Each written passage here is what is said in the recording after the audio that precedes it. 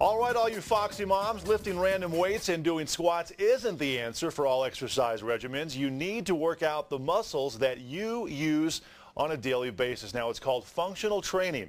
Our own Kimberly Price spent time at Altitude Performance and Science Center to see exactly how it works.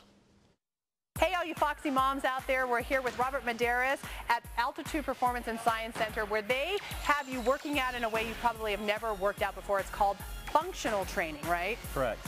Basically, it's a training aspect that has to do with people's average everyday lives, what they do in their daily lives, whether it be at work, at home, or even for hobbies.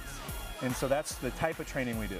Not the old school kind of historical, I would guess, iron club type workouts. So it's just standard, bench, squat, deadlift. And those are good movements and those are power movements, but those should be implemented depending on what is it going to relate to in their lives. So you use ropes, you use giant tires, what else? Correct. Sledgehammers, standard pull-up bars, a lot of kettlebells, a lot of other stuff, TRX.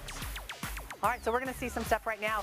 I looked at, you said a lot of the moms come in and they've just got their kids like this. Right. That's because they've been doing that functional training. Yeah, they've been doing a lot of that stuff that will help their everyday lives. All right, so how does flipping a tire help you in everyday life? Well, for her, as I mentioned, she has a lot to do with upper body strength in her daily life and her job.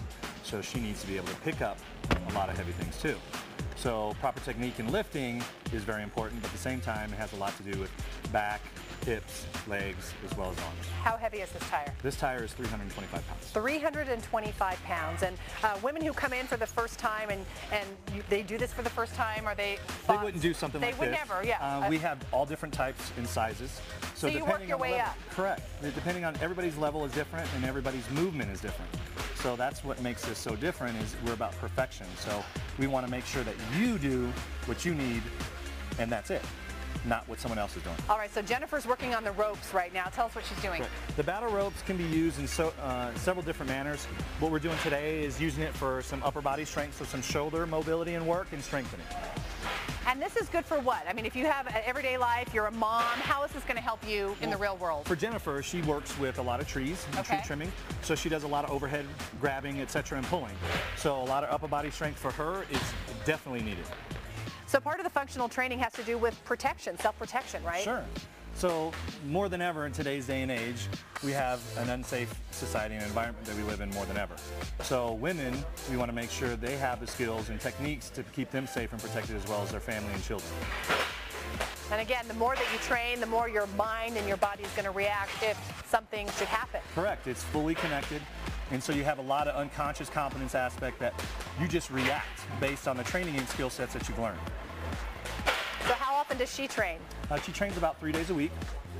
And we have individuals that come 5-6 days a week doing our kickboxing classes, as well as the mixed martial arts and self-defense.